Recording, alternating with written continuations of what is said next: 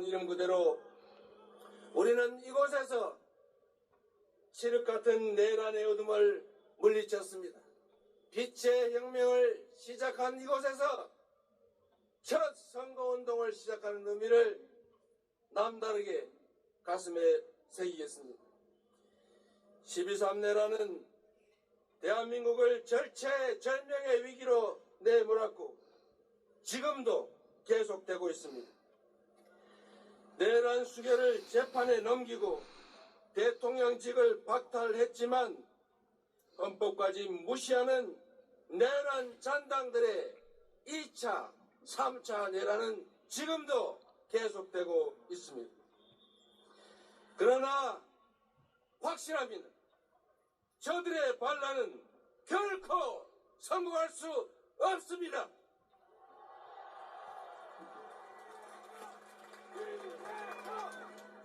맨몸으로 총칼과 장갑차를 막아낸 것도 국민이었고 친위 쿠데타에 대한 전 세계의 경악을 대한민국 민주주의에 대한 찬사로 바꿔낸 것도 바로 국민 여러분 아니겠습니까?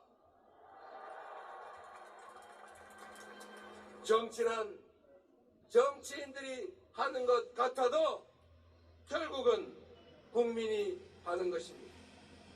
국민을 이기는 권력은 결코 없습니다. 맞습니까? 굴곡진 역사의 구비마다 우리는 언제나 승리했고 내란조차도 기회로 만들 만큼 우리 국민들은 지혜롭고 현명합니다.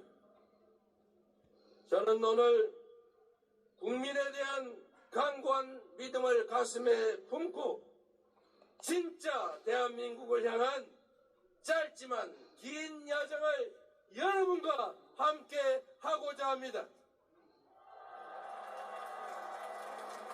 헌법 제1조가 생생하게 살아 숨쉬는 바로 이 국민주권의 현장 광화문에서 국민과 함께 희망의 새벽을 확실하게 열어젖히겠습니다. 여러분,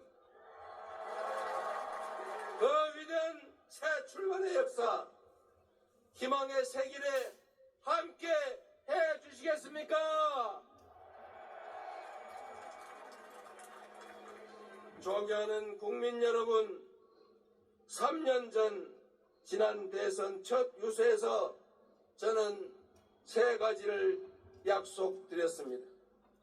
첫째, 위기를 극복하는 위기 극복 총사령관이 되겠다. 둘째, 대한민국을 세계 5대 강국으로 만드는 경제 대통령이 되겠다. 셋째, 분열과 증오가 아니라 국민의 마음을 하나로 모아내는 진정한 국민 통합의 대통령이 되겠다. 그러나 저의 부족함으로 인해 우리는 지난 대선에서 아쉽게도 졌습니다. 모두에게 절실했던 그 약속을 지키지 못했습니다. 미세한 승리였지만 모든 것을 차지한 저들은 교만과 사리사욕으로 나라를 망치고 국민을 고통 속으로 몰아넣었습니다. 대한민국의 총체적 위기는 더욱 심화됐습니다. 경제는 최악의 상황으로 추락했습니다. 불평등과 양극화, 거기에 더해진 내란은 우리 사회를 극단의 분열과 갈등으로 몰아넣어서 대선 후보가 방탄복을 입고 유세를 해야 하는 이 지경에 이르렀습니다. 지난 3년 내내 거듭된 퇴행 속에서 국민의 삶은 벼랑 끝으로 내몰렸습니다. 민주주의와 국격은 무너져 내렸고 평화와 안보는 정쟁과 권력 유지 수단으로 전락했습니다. 급기야 저들은 헌정 질서와 민주 공화정을 유린하고 영구 집권이라는 허무맹랑한 야욕에 빠져서 친위 군사 쿠데타까지 감행했습니다. 패배도 아팠지만 패배 그 이유가 더욱 아팠습니다. 그래서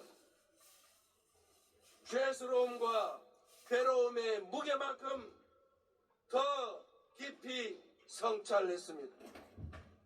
실패를 되풀이하지 않도록 더 지독하게 준비했습니다. 수많은 국민들을 만나 뵙고 경청하고 또 들었습니다. 단 한 번의 순탄한 과정도 단 한 번의 쉬운 싸움도 없었지만 그때마다 국민 여러분께서 저를 이렇게 세워주셨고 국민 여러분께서 저 이재명을 지켜주셨습니다. 뼈아픈 패배의 책임자를 다시 일으켜주신 국민과 함께 그만큼 간절하고 절박한 모두의 열망을 한데 모아서 반드시 승리로 보답하겠습니다.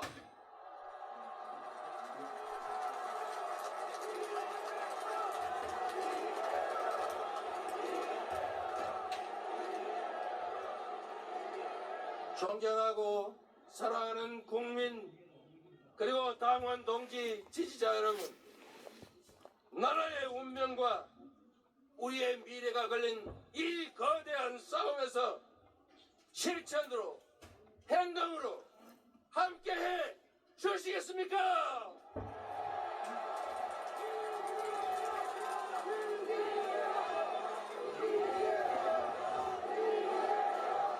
힘을 모아 함께 승리할 준비 되셨습니까?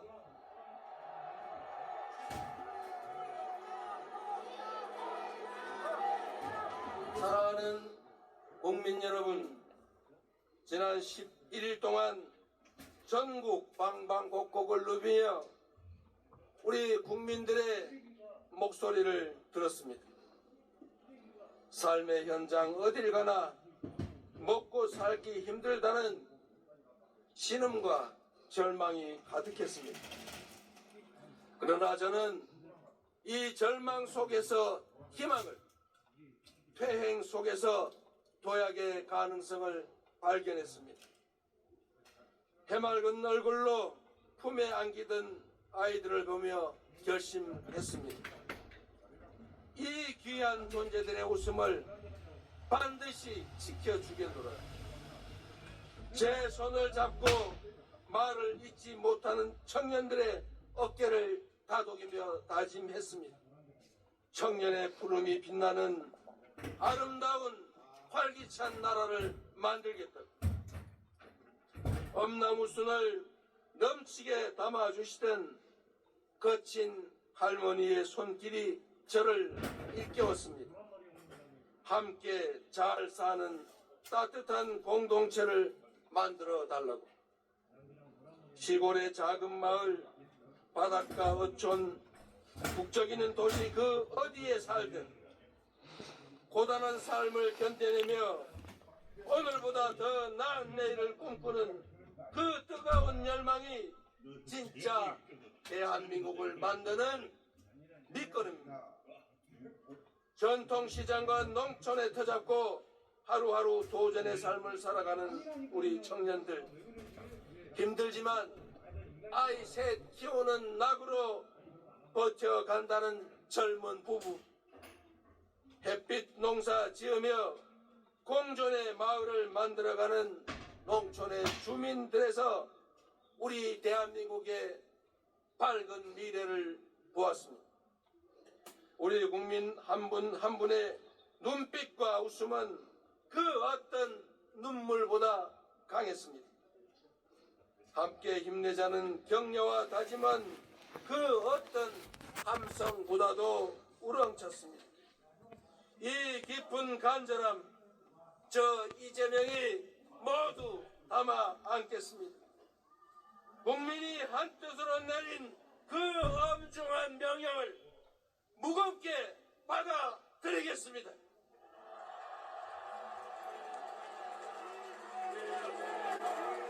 완전히 새로운 나라, 희망과 열정 넘치는 진짜 대한민국을 만들어 국민 여러분의 열망과 명령에 반드시 보답드리겠습니다.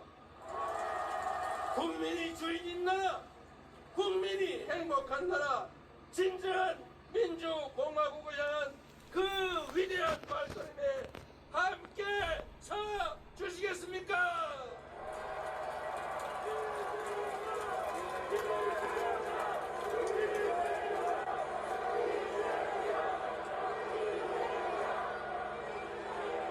사랑하는 국민 여러분, 이번 대선은 민주당과 국민의힘의 대결이 아닙니다.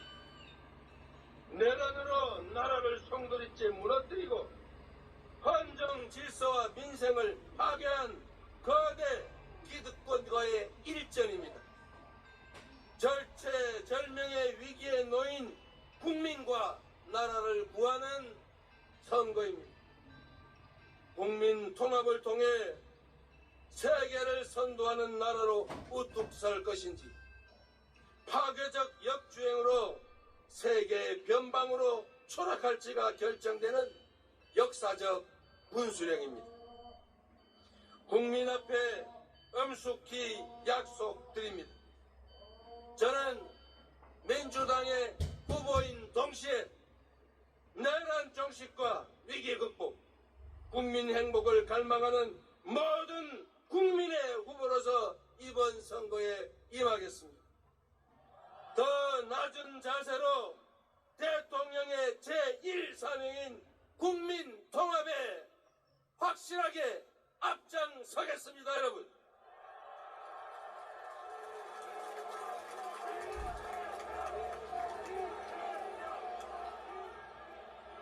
감당하기 어려운 복합위기가 우리 앞에 몰아치고 있습니다.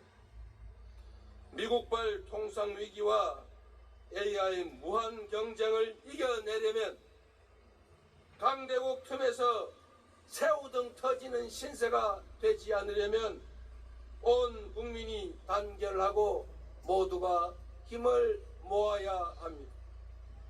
더 이상 과거에 사로잡혀서 이념과 사상, 진영에 얽매여 분열하고 갈등할 시간도 여유도 없습니다. 이제부터 진보의 문제는 없습니다. 이제부터 보수의 문제란 없습니다. 오로지 대한민국의 문제, 국민의 문제만이 있을 뿐입니다, 여러분.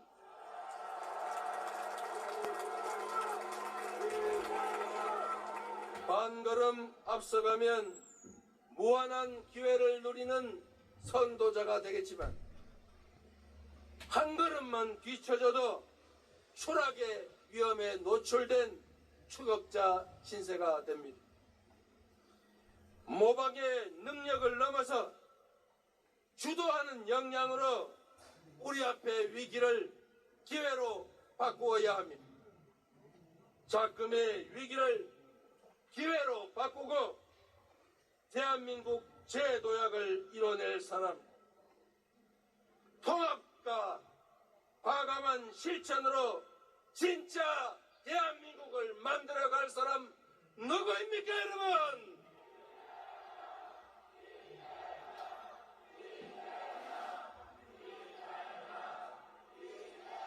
감사한 말씀이지만 이 나라를 책임지고 이끌어갈 사람은 이재명도 김문수도 아니고 바로 국민 여러분입니다.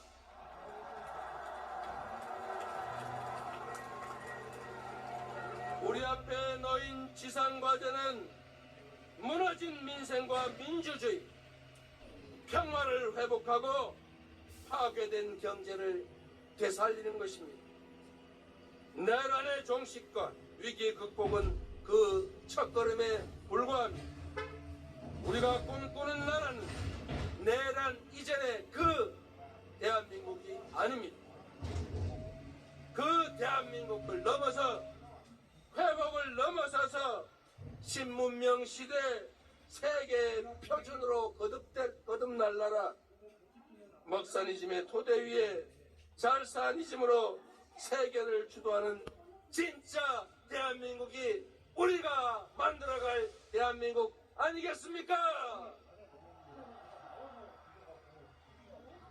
세계의 인재들이 모여드는 첨단 산업 강국, 세계인을 웃고 울리며 문화 콘텐츠의 표준을 다시 쓰게 될 문화 강국, 국민 간의 이해와 갈등을 합리적으로 조정하며 토론과 타협을 통해 더 나은 대안을 만들어가는 모범적인 민주국가. 청년은 기회를, 장년은 여유를, 노년은 편안한 노후를 누린 잘사니즘 행복국가. 세계 각지의 해외 동포들이 바로 저 나라가 내 조국이야 라고 당당하게 말할 수 있는 품격 있는 나라. 이 막중한 과업을 이행하기 위해 국민의 의지와 힘을 하나로 모아야 한다. 맞습니까, 여러분? 맞습니까? 여러분이 그 선두에 서 주시겠습니까?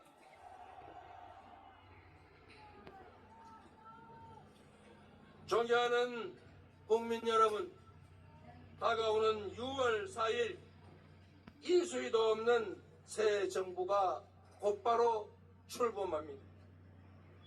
당선자는 당선 발표와 동시에 숨 돌릴 틈도 없이 난파선의 키를 잡고 위기의 거대한 삼각파도를 넘어가야 합니다.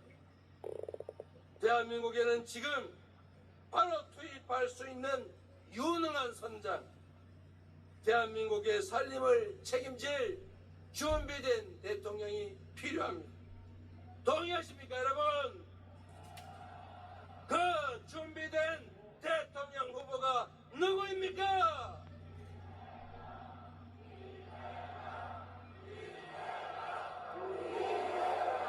똑같은 조선인데 무능하고 무책임한 선조는 혼란을 불러들여 수백만 백성을 죽음으로 내몰고 산천을 피로 물들였습니다. 그러나 똑같은 조선에서 유능하고 충실한 애민 군주 정조는 동아시아 최고의 번영하는 나라로 조선을 만들었습니다. 한 사람의 공직자가 어떻게 나라를 망치는지 우리 모두 처절하게 경험하지 않았습니까? 저 이재명은 위기를 기회로 만들며 수많은 역경을 넘어 이 자리에 왔습니다. 말이 아니라 행동으로, 실력으로 실적을 쌓아 국민 여러분께 증명해 왔습니다. 저 이재명에게 일할 기회를 주시면 단 한 사람의 공직자가, 단 한 사람의 책임자가 얼마나 세상을 크게 바꿀 수 있는지 실천과 결과로 확실하게 증명해 보이겠습니다, 여러분.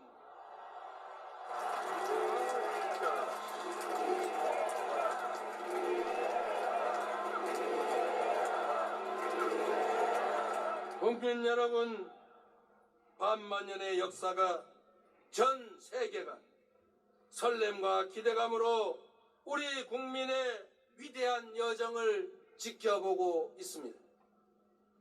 이제 남은 22일의 시간은 온전히 우리 위대한 국민들의 시간입니다.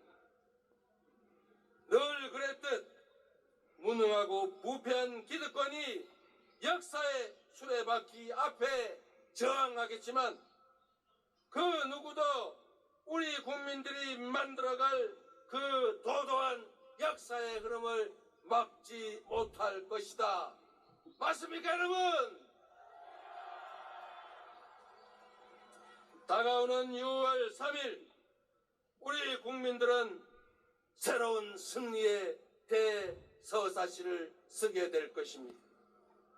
음침한 내란의 어둠을 완전히 걷어내고 군림하는 지배자의 시대를 끝내고 진정한 주권자의 나라, 국가 역량이 오로지 국민의 행복만을 위해 제대로 쓰여지는 진정한 민주공화국이 열릴 것입니다, 여러분.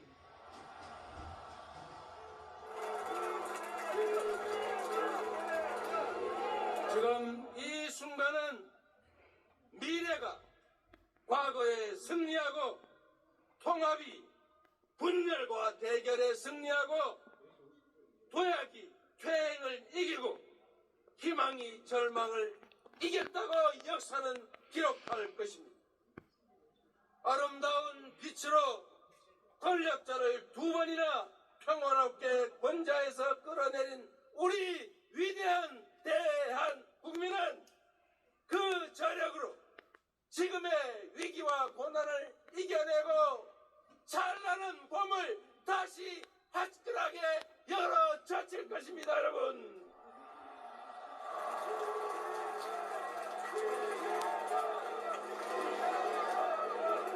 우리 국민이 하나된 의지로 함께 한다면 할 수 없는 일도 이루지 못할 꿈도 없습니다.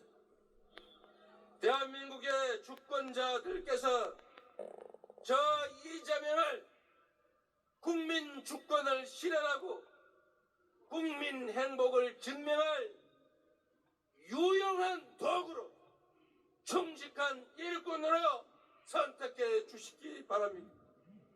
이제 대한민국은 그 어느 때보다 더 위력, 더 강하고 더 넓고 더 아름다워질 것입니다. 그리고 전 세계가 부러워할 아주 특별한 나라, 온 세계인들이 가서 보고 싶고 살고 싶은 나라, 국민들은 희망을 가지고 자녀들에게 꿈을 심어주고 그 자녀들은 또 그 자녀들에게 희망을 가지고 살라고 격려할 그런 나라, 열정과 희망이 살아 숨쉬는 제대로 된 민주공화국 함께 만들어야 하지 않겠습니까?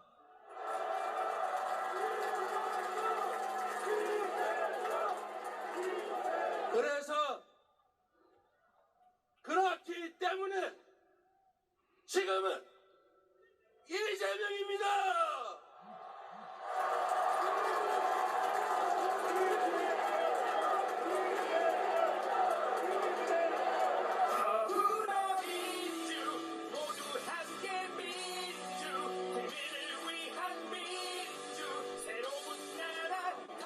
민주당 이재명 후보 첫 공식 선거운동 시작 이후에 광화문 광장에서 대선 출정식을 보고 오셨습니다. 이후에 후보별로 현장에서 그 행보마다 현장 소식이 들어오면 속보로 전해드리도록 하겠습니다. 네, 그리고 이 시각 국민의힘에서는 김문수 대선 후보가 중앙선대위 회의를 열고 있는데요. 김문수 후보가 신임 비대위원장으로 최한수 초선인 김용태 의원을 임명했습니다. 현장에서 발언이 있는데 들어보겠습니다. 저도 갑작스럽게 제안을 받아 수락한 상태여서 제가 이 짧은 시간 동안 당을 위해 무엇을 해야 하는지 그동안의 생각을 다시 살펴보고 있습니다. 당면한 현안들에 대한 입장과 개혁 비전을 말씀드려야 하나 아직 비대위원장에 임명된 것이 아니고 전국위원회 인준 절차가 있으니 구체적인 내용들은 그 결과에 따라 말씀드리겠습니다. 21대 국회에서 두 차례의 비대위 활동과 지난 계엄 이후의 사태를 지켜보면서 지금 국민의힘에게 중요한 것은 소통과 개혁, 그리고 통합이라는 생각을 했습니다. 우리가 해야 할 소통의 핵심은 공은 공대로, 과는 과대로 인정하는 용기, 그리고 서로 다른 생각을 매도하지 않고 이해함으로써 대립의 장벽을 넘는 관용이라고 생각합니다. 국민의힘이 배출한 대통령의 계엄이 잘못되었다는 것, 그리고 당 스스로 대통령의 잘못된 행동에 대한 마땅한 책임을 지우지 못했다는 것, 그리고 이러한 계엄이 일어나기 전에 대통령과 진정한 협치의 정치를 이루지 못했다는 것을 과오로서 인정해야 합니다. 젊은 보수 정치인으로서 뼈아프고 반성합니다. 사과드리겠습니다. 계엄과 탄핵의 장벽을 넘기 위해 서로를 비난할 수 없습니다. 탄핵을 찬성한 국민도, 탄핵을 반대한 국민도 모두 각각 애국심과 진정성이 있다고 생각합니다. 지난 5개월 동안 괴로움의 기억들을 내려놓고 진정 국가와 국민을 살리는 정치를 만들어 보겠습니다. 우리가 가야 할 정치 개혁의 길은 적대적 진영 대결의 정치 자체를 넘어서는 것입니다. 87 헌법체제의 적대적 진영 대결의 정치 속에서 보수는 중도를 빼앗겨 왔고 지금 같은 위기 상황에 직면했습니다. 보수의 정치는 원래 논쟁하고 선동하는 정치가 아니라 국가 공동체를 살리고 발전시키는 정치입니다.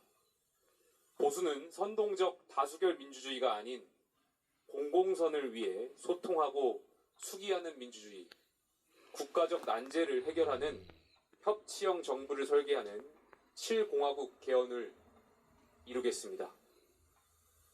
또한 우리 보수가 가야 할 정치개혁의 길은 미래 세대가 스스로 길을 여는 정치입니다. 통합은 국민을 유혹하는 포퓰리즘 정치로부터 건전한 민주공화국 공동체를 지키기 위한 통큰 연대입니다.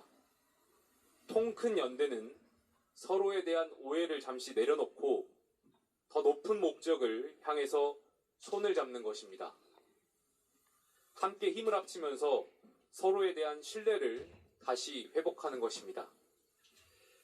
그동안 보수 정치에서 배제되거나 상처받고 떠난 세력들, 뿌리가 달랐어도 같은 상식, 같은 가치를 지향하는 사람들, 잘못을 했었어도 잘못을 인정하고 책임있게 행동하는 사람들은 이제 모두 크게 연대해서 새로운 대한민국을 만들어 가겠습니다. 매우 짧은 선거 기간 동안 젊은 리더십으로 놀랄 정도로 빠르게 유연하게 보수 개혁과 김문수 후보의 대선 승리의 비전을 제시하겠습니다. 많은 기대 부탁드리겠습니다. 감사합니다. 국민의힘 신임 비대위원장인 김용태 비대위원장의 첫 일성이었습니다. 김문수 후보가 직접 제안한 거라고 하는데 김문수 후보가 제안한 김용태 비대위원장의 첫 일성 어떻게 들으셨습니까? 저희가 어쨌든 윤석열 전 대통령의 파면 결정으로 인해서 이번 조기 대선이 이루어지는 것이고 그렇다면 여기에 있어서 반성 그리고 보수의 쇄신 메시지가 먼저 나가야 되는 것이 아닌가 늘 말씀드렸습니다. 이재명 대표와 민주당 측에서도 탄핵의 강을 건너야만 한다라는 것을 계속 강조를 하고 있었는데 지금 신임 35살 비대위원장의 메시지가 바로 국민들의 그런 요구에 부응한 메시지가 아니었나라고 생각을 합니다. 대통령과의 관계에 있어서 잘못된 행위라고 정확한 워딩을 쓴 부분들이 있거든요. 여기에 대해 사과하는 메시지가 나갔다라고 봐야 될 것으로 보이고요. 그리고 개헌에 대한 이야기들도 했고 찬성하고 반대했던 국민들 모두 애국심과 진정성이 있었다라는 이야기로서 모두를 아우르는 메시지가 나간 것이 아닌가라고 생각을 합니다. 저희 측에서는 어저께 7명의 후보가 등록을 한 부분들이 있는데 그중에서 자유통일당 후보도 있었던 부분이 있고, 그리고 중도 보수로 봤을 때는 개혁신당 이준석 후보도 있고, 또 무소속으로 황교안 후보까지 나온 이런 상황입니다. 민주당 같은 경우에는 조국혁신당에서 아예 후보를 내지 않았어요. 시작 자체가 저희로서는 파면 결정으로 인한 것이기 때문에 불리한 부분들이 있었고, 구도 자체도 쉽지 않은 상황에서 젊은 비대위원장이 쇄신의 의지를 보이면서 모두 아우르겠다라는 메시지를 낸 것은 저희가 앞으로 선거 캠페인 과정에 있어서 굉장히 고무적인 시작점이 된다라고 생각합니다. 예, 그 김용태 신임 비대위원장 계엄 전 대통령과 협치 정치 이루지 못한 점 과오라고 인정을 했고, 또 젊은 정치인으로 반성하고 사죄드린다라고 얘기를 했는데, 결국엔 이 메시지가 김문수 후보가 하고 싶은 이야기를 뭐 대변했다 이렇게 해도 볼 수 있습니까? 그렇죠. 지금 바로 김문수 후보가 저런 얘기를 하면 아침윤을 버렸다, 뭐 윤석열 전 대통령의 뒤통수를 쳤다, 뭐 한덕수 후보와 단일화한다고 하고선 단일화도 안 하는데 이게 무슨 행동이냐, 뭐 이렇게 이제 공격이 들어올 거란 말입니다. 그래서 그 공격을 막기 위해서 일단 본인이 메시지를 낸다기보다는 김용태 비대위원장에게 내게 한 것 같고요. 또 김용태 비대위원장도 지금 당장 본인이 이제 비대위원장에 임명됐잖아요. 그러자마자 낸 메시지가 뭐 탄핵의 강을 좀 건너야 되지 않을까 정도 수준의 어떤 애매모호한 표현이에요. 그래서 탄핵의 강을 건넜다기보다는 이제 뭐 강을 건널지 말지를 고민하는 단계인 것 같다, 이런 말씀드리고요. 보수는 중도를 많이 뺏겼다, 이 말은 참 귀에 잘 들리더라고요. 국민의힘이 계속해서 극우화되면서 중도를 많이 잃어버렸어요. 그러니까 5%만 줘도 총선에서 지는 거고 지방선거 지는 거잖아요.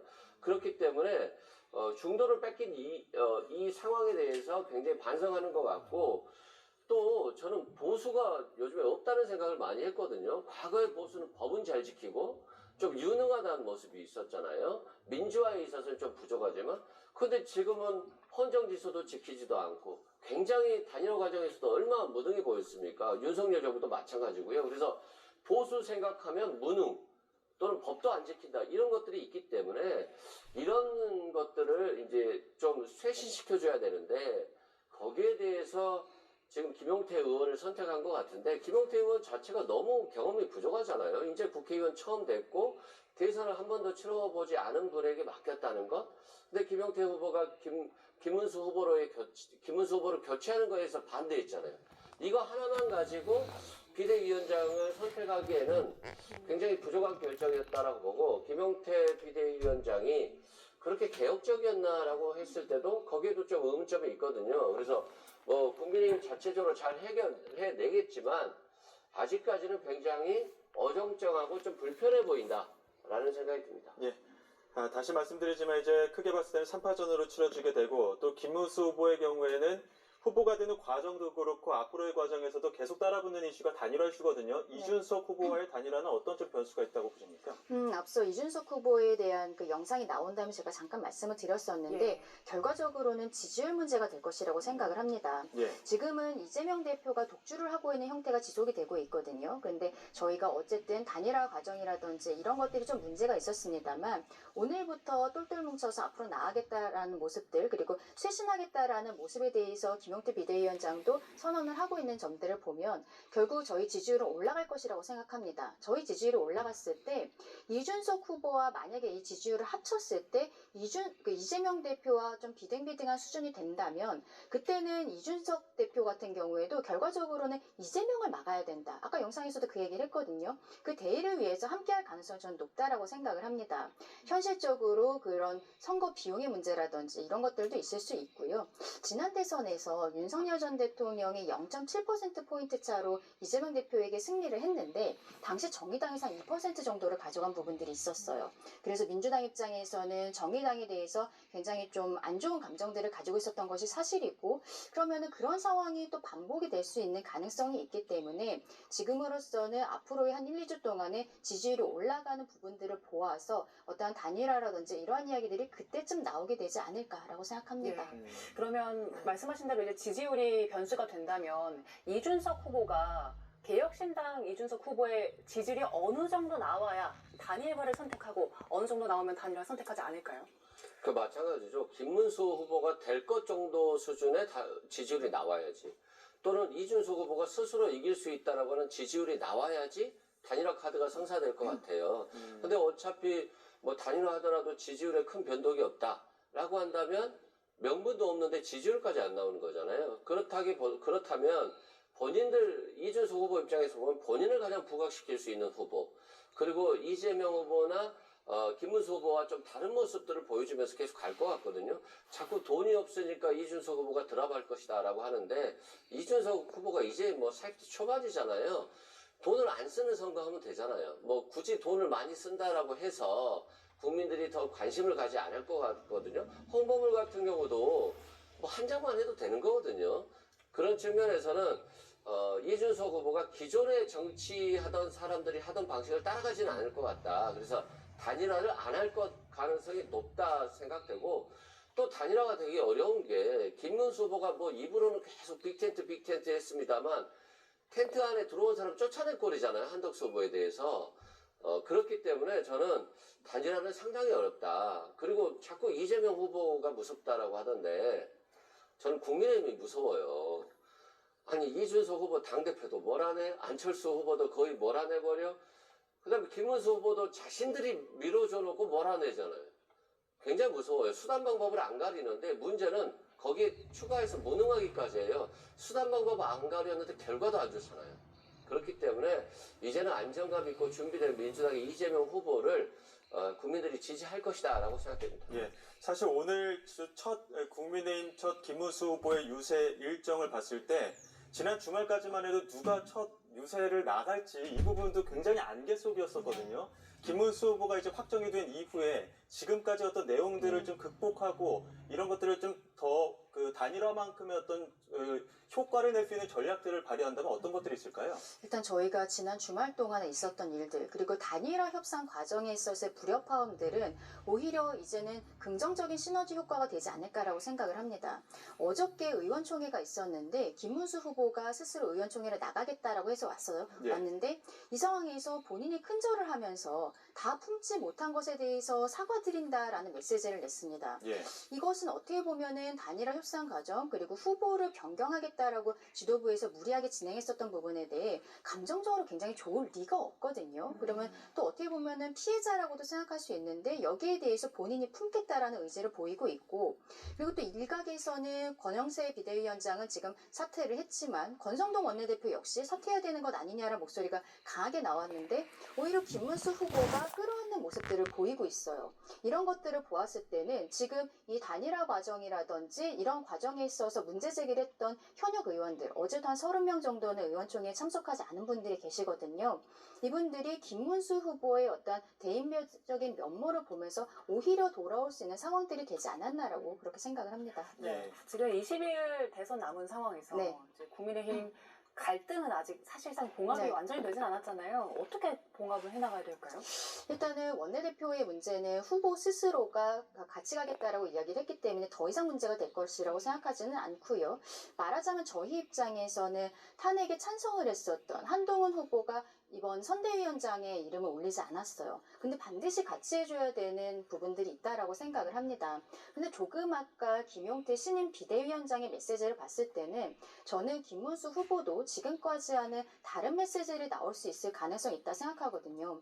토론 과정에 있어서도 당시 한동훈 후보가 윤석열 전 대통령과의 관계에 어떻게 설정할 것이냐 물어봤을 때 본인이 후보가 된다면 그때 다시 한번 생각해보겠다라고 답변을 한 부분들이 있습니다. 그러면서 오늘 김용태 비대위원장이 일성으로서 저런 이야기를 했다는 것은 후보 스스로도 지금 윤석열 대통령과의 관계에 대해서 다시 한번 이야기를 하고 중도 확장적인 메시지를 낼 가능성이 굉장히 높다고 생각하거든요. 네. 그러면 그때 지금 현역인 친한계 의원들 그리고 한동훈 전 대표도 같이 선대위원장으로서 뛰게 된다면 훨씬 큰 시너지가 있게 되지 않을까라고 생각합니다. 네, 알겠습니다. 여기까지 듣도록 하겠습니다. 지금까지 강전의 국민의힘 대변인, 이승훈 더불어민주당 전략기획위 부위원장 두 분과 함께했습니다. 고맙습니다. 고맙습니다.